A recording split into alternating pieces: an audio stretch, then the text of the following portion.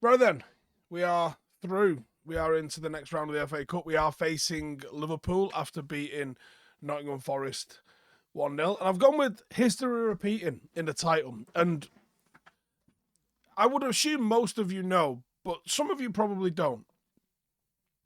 Sir Alex Ferguson was, I'm going to call it rumoured to be in trouble. Now, I've spoken to Martin Edwards and I've spoken to a few other people who were around United at the time as well, Brian McClare being one of them, who mentions that Fergie wasn't in danger. Martin Edwards especially says, look, this is what the papers were saying. Yeah, it wasn't what the board was saying. And actually, Martin Edwards phoned Sir Alex Ferguson on the day. I think Fergie mentions this in his autobiography, one of them at least, anyway. That Martin phoned him up on the day of the Nottingham Forest FA Cup game. I think it was 7th of January 1990. And says, no matter what happens today, you're Manchester United manager. Right? But the history repeating part is, okay, I think that was the third round. Obviously, we're in a different round. But Manchester United go away to Nottingham Forest and win 1-0. Mark Robins was the goal scorer. The man that people claimed, and there was a narrative came out of this, that Mark Robins saved Sir Alex Ferguson and therefore was this sort of like catalyst for everything that came following that, with all the success we had in the 90s and beyond.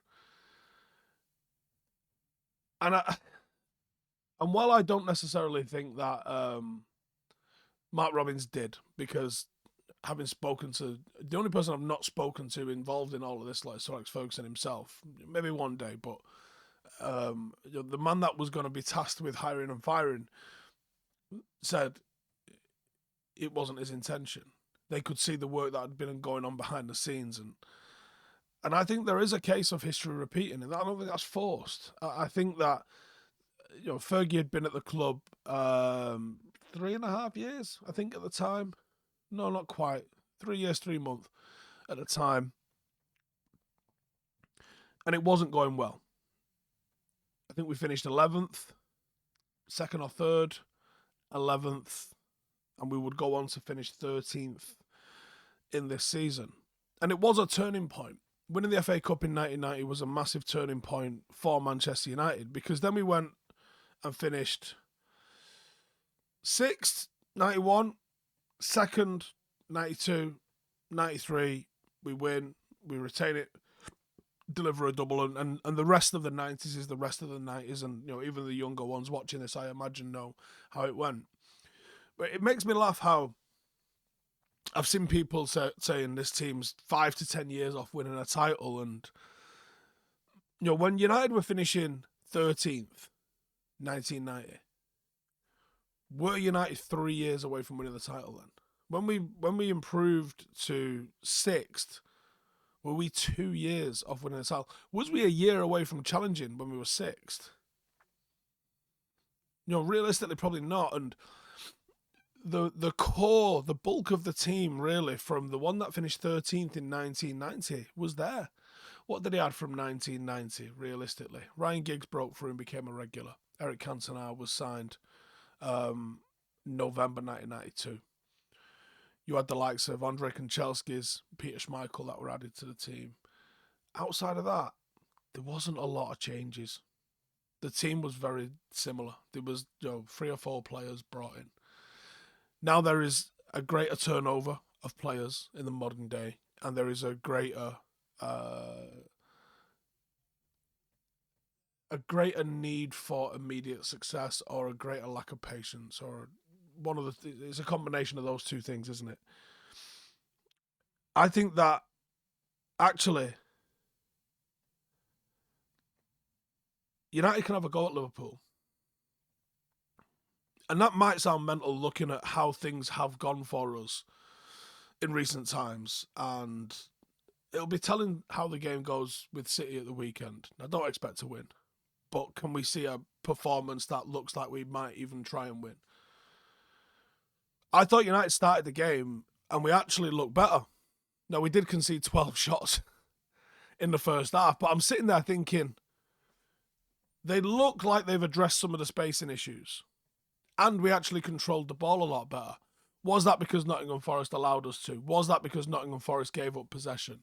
Was that because Nottingham Forest saw their own strengths were counter-attacking football and they tried to maximise their strengths by sitting in, which creates the space behind which you can then go and exploit and attack? Was it that? It might have been. I think that there's a good FA Cup run in this United side. You've got to remember how far and how well we did in the cup competitions. We beat Barcelona last year. That's just been erased from everybody's memory. We got to the FA Cup final. All right, 24 seconds in, it was over. But we got there. And we didn't play particularly well on the way to it either. But as Liverpool proved, you can win cup finals without playing well.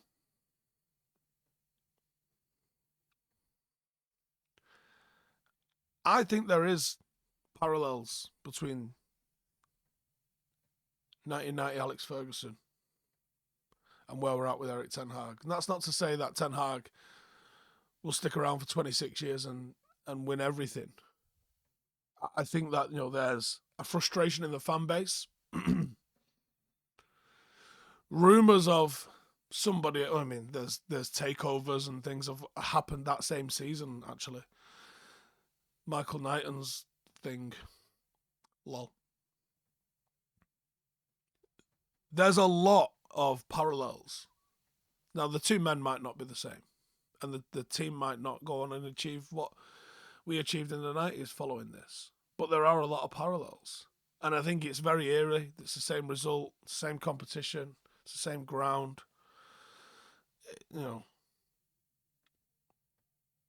Imagine. And football is romantic like that.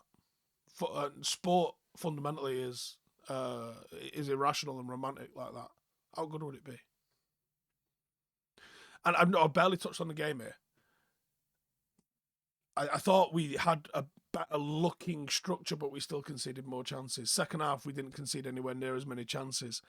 And actually, we made it a really boring game. Like, I was struggling to hold my attention on the game second half. It was boring. But we went and got the job done. And maybe we had to make it boring by maybe being safer in possession, by maybe slowing the tempo down, by maybe taking the sting out of what Nottingham Forest was doing, because I think we did that. Now, we still had to make saves. Onana still had saves to make. They still had shots on target. They could argue they were pretty unlucky, really, because their tactics nearly worked. Ultimately, United are the ones going in the hat, though, and that is that. Individually, Alan Shearer's... I thought Alan Shearer's commentary, it did come across as bitter a little bit at times, but I thought he was very fair. Certainly in the first half, when he was talking about Marcus Rashford, had a bit of a complaint about him throwing his arms around and seemed to really hammer home the point about his body language. Totally think he's got a point on Marcus's body language.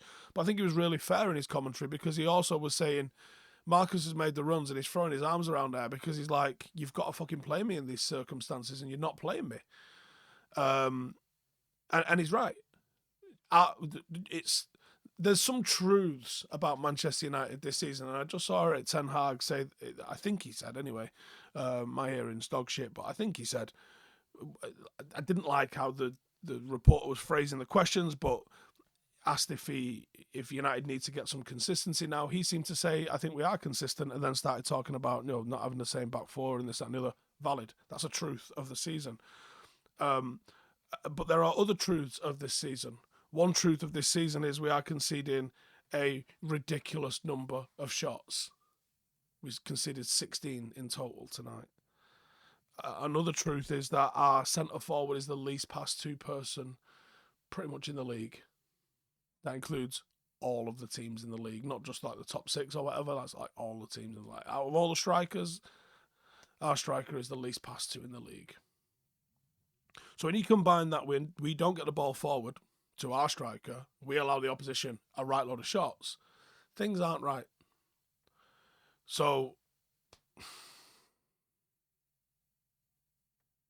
I also heard something really fun. I don't know if it was on a podcast or where I heard it. Someone was saying managers in survival mode, and I don't necessarily think they were talking about Erik Ten Hag. I don't think, at least anyway, but I applied it to Erik Ten Hag. Managers in survival mode don't think about how they build for the future. They just have to get through this next game. And just getting through this next game to keep your job isn't a way that you go on and build good team structure and your inability to be able to plan and execute things going forward is because you are just, listen, I need to not be embarrassed this weekend and I'll figure it out. But that cycle never ends, and before you know it, it's the end of the season, the lads are fucked off to the Euros, and before you know it, we're on another fucking merry-go-round tour of America. There's a lot of truths about this season and a lot of things that aren't good enough. We just can't wait to get this structure in and figure it out, can't we? But you know what? We're in the hat. I feel like I've put a real negative spin on this, but you know, we're in the hat. Ultimately, it was a boring game, wasn't it? Anyway, I've just posted a video on Patreon. How should I tease what's in it?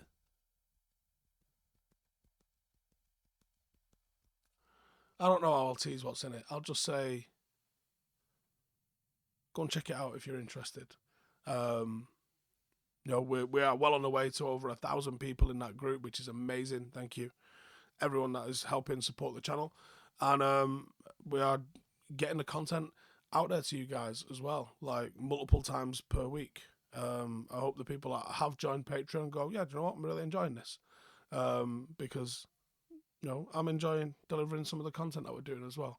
Like I said, there was something went out today. I'll be doing a post tomorrow because it's the first of the month, sort of outlining everything that is planned this month. Sneak peek, lots and lots and lots of hiking. And if you're interested in seeing all that behind the scenes shit, Patreon link is in the description below. But cheers for checking us out. As always, cheers for your support. And even if you're not going to join Patreon or anything like that, just give the video a like and make sure to subscribe. And that'll do for me. Cheers. See you in a bit.